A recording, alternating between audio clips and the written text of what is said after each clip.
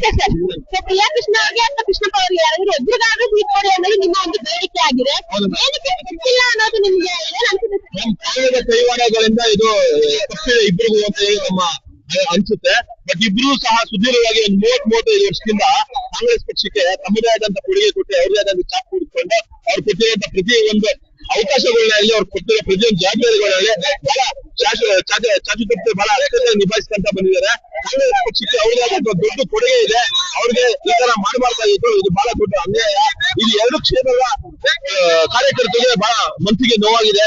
ಅವ್ರಿಗೆ ಯಾವುದೇ ಕಾರಣಕ್ಕೂ ಇದು ನಿರೀಕ್ಷೆ ಹುಸಿ ಮಾಡ್ದಂಗೆ ಅವ್ರಿಗೆ ನಿರೀಕ್ಷೆ ಕೊಡ್ಲೇಬೇಕಾಗುತ್ತೆ. ಒಂದಿನದ ನೀವು ಹೋರಾಟನ ಅಥವಾ ಇದು ಆಗೋ ತನಕ ಹೋರಾಟ ಮಾಡ್ತೀರಾ ಹೇಗೆ ಸರ್? ಮೇಡಮ್, ಇದು ಶಾಶ್ವತ ಆಗೋವರೆಗೂ ನಾವು ಯಾವುದೇ ರೀತಿ ಕೈ ಬಿಡೋದಿಲ್ಲ. ಹೋರಾಟ ಮಾಡೇ ಮಾಡ್ತೀವಿ. ಅವ್ರಿಗೆ ನಿಜ ಸಿಗ್ಲೇಬೇಕಂತ ನಮ್ಮ ಒತ್ತಾಯ ಮೇಡಮ್.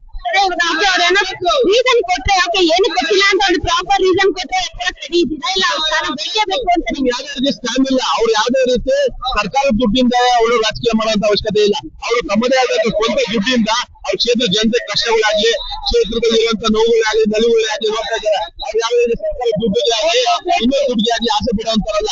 ಅವರು ಸ್ವಂತ ನಮ್ಮ ಖರ್ಚಿಂದ ದುಡ್ಡು ಖರ್ಚು ಮಾಡ್ಕೊಂಡು ರಾಜಕೀಯ ಮಾಡ್ಕೊಂತ ಬಂದಿರುವಂತಾರ. ಸೊ ಹಂಗಾಗಿ ಅವ್ರು ಯಾವುದೇ ರೀತಿ ಸ್ಕ್ಯಾಮ್ ಇಲ್ಲ, ಅವ್ರು ಯಾವ ರೀತಿ ಹಗರಣ ಇಲ್ಲ. ಅವ್ರನ್ನ ಯಾಕೆ ಕೈ ಬಿಟ್ಟಿದ್ದೀರಾ?